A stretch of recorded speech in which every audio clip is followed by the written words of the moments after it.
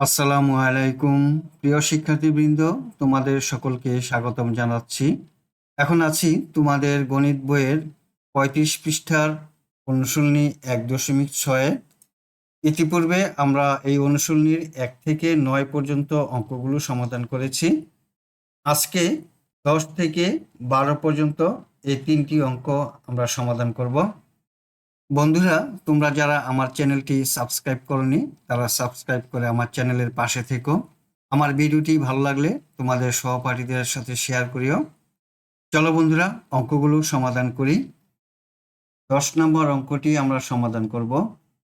একজন শিক্ষক ৬০.৬০ টাকার ডজন ধরে ৭২২.১৫ টাকার কমলা কিনে ১৩ জন শিক্ষার্থীর মধ্যে সমানভাবে ভাগ করে দেন।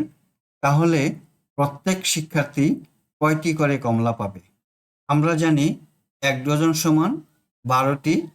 ১২টি কমলার মূল্য হলো ৬০ টাকা ৬০ পয়সা।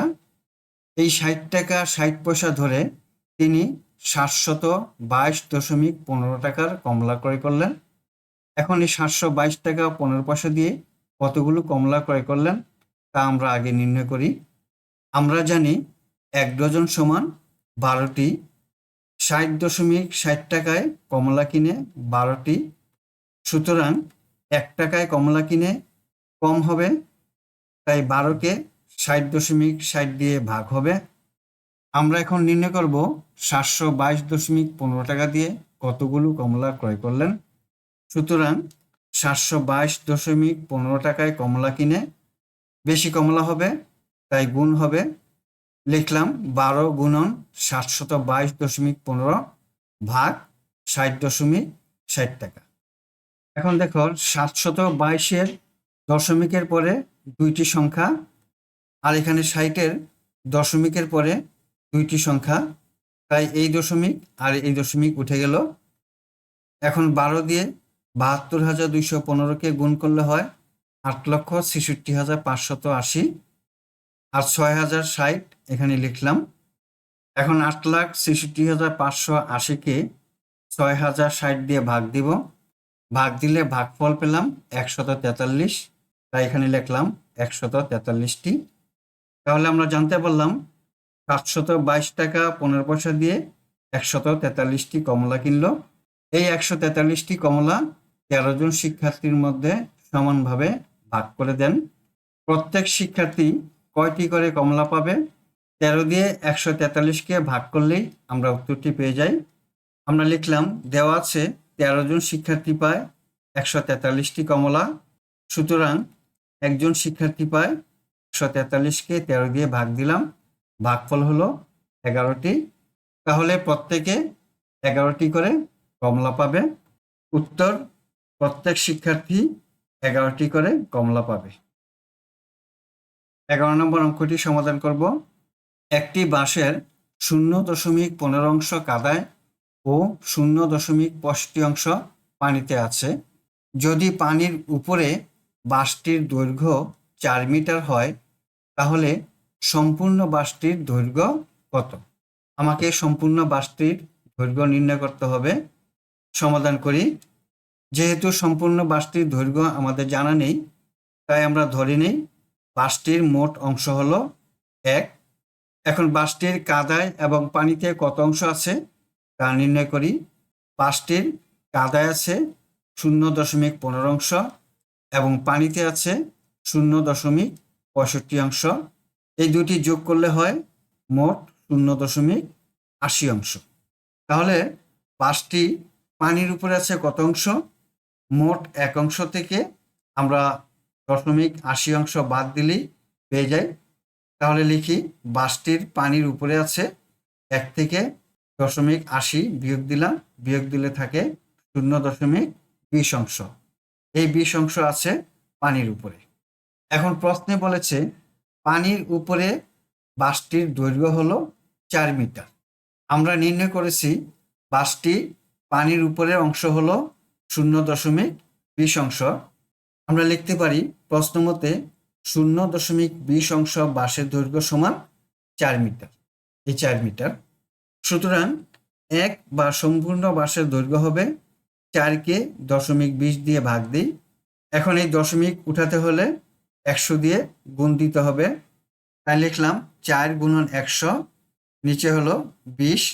এখন এই 20 দিয়ে 100কে ভাগ যায় 5, তাহলে 4 5 20 মিটার। আমরা ধরেছিলাম বাসটির মোট অংশ হলো 1। আমরা নির্ণয় করলাম 1 বা সম্পূর্ণ বাসের দৈর্ঘ্য হলো 20 মিটার। তাহলে লিখতে পারি উত্তর সম্পূর্ণ বাসের দৈর্ঘ্য হলো 20 মিটার। এখন 12 নম্বর অঙ্কটি সমাধান করব। আব্দুর রহমান তার সম্পত্তির 0.125 স্ত্রীকে দান করলেন। বাকি সম্পত্তির 0.50 পুত্রকে ও 0.25 কন্যাকে দেওয়ার পরও তিনি দেখলেন যে তার অবশিষ্ট সম্পত্তির মূল্য 3,15,000 টাকা। আব্দুর রহমানের সম্পত্তির মোট মূল্য কত? চলো অঙ্কটি সমাধান করি। আব্দুর রহমানের সম্পত্তির পরিমাণ কত আমাদের জানা নেই, তাই আমরা ধরে নিই যে মোট সম্পত্তির পরিমাণ হলো 1 অংশ।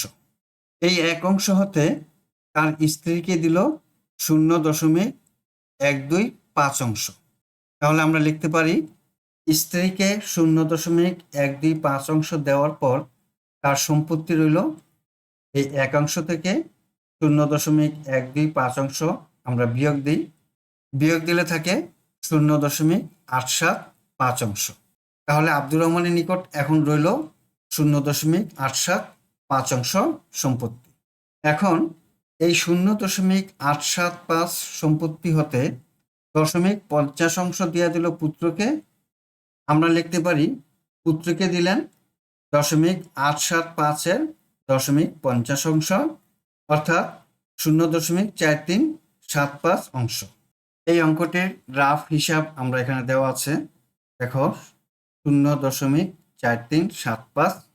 প্রশ্নে আবার বলেছে 0.875 অংশ হতে 0.25 অংশ তার কন্যাকে দিলেন।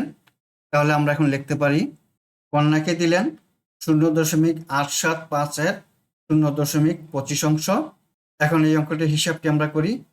এই অঙ্কটির হিসাবটি আমরা পেলাম 0.21875। আমরা এখানে লিখলাম 0.21875। তাহলে পুত্র এবং কন্যাকে মোট কত অংশ দিলেন আমরা নির্ণয় করি। পুত্র ও কন্যাকে দিলেন পুত্রের এত অংশ এবং কন্যার এত অংশ, দুটি লিখে যোগ করলাম, যোগফল হয় 0.656225 অংশ। এখন তার অবশিষ্ট সম্পত্তির পরিমাণ কত? এই 0.875 অংশ থেকে 0.656225 অংশ বিয়োগ দিলেই আমরা জানতে পারবো যে তার কাছে আর অবশিষ্ট সম্পত্তির পরিমাণ কত আছে। তার অবশিষ্ট সম্পত্তির পরিমাণ 0.875 থেকে 0.656225 অংশ বিয়োগ দিলাম, অবশিষ্ট রইল 0.2187 অংশ। প্রশ্নে দেওয়া আছে অবশিষ্ট সম্পত্তির মূল্য হলো 3,15,000। আমরা লিখতে পারি অবশিষ্ট সম্পত্তির অংশ হলো 0.21875।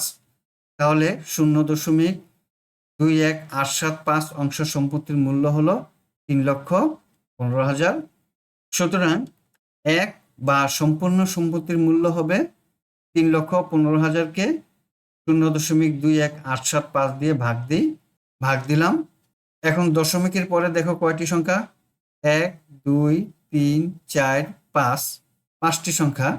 এখন লিখলাম 3,15,000 গুণন এই 5টি শূন্য, পাশে 1 দিলাম, তাহলে এই দশমিকটি উঠে যাবে। এখন রইল 21,875।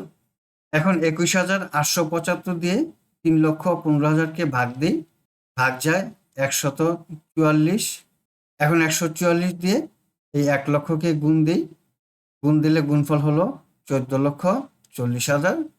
তাহলে আমরা নির্ণয় করতে পারলাম 1 বা সম্পূর্ণ সম্পত্তির মূল্য হলো 14,40,000 টাকা। জানতে চেয়েছে আব্দুর রহমানের সম্পত্তির মোট মূল্য কত? আমরা নির্ণয় করলাম 14,40,000 টাকা।